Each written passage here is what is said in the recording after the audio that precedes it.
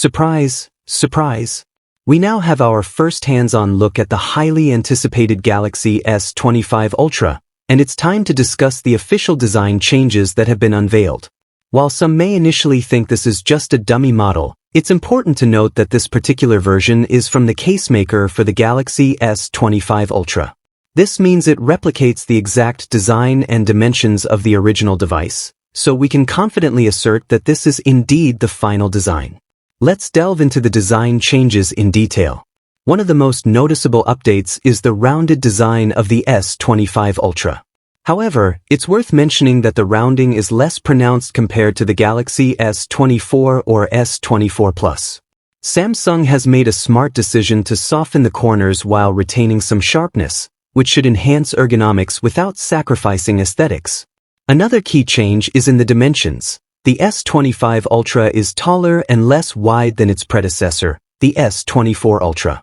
This alteration stems from Samsung's decision to eliminate the middle frame and reduce the bezel size, resulting in a sleeker and more elongated appearance.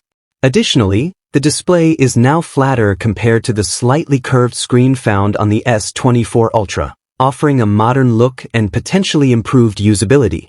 Material-wise, the S25 Ultra will continue to utilize titanium, consistent with the S24 Ultra's premium build.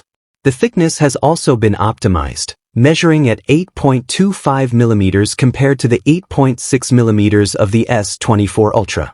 This reduction not only contributes to a more streamlined design but also enhances overall portability, making it easier to handle.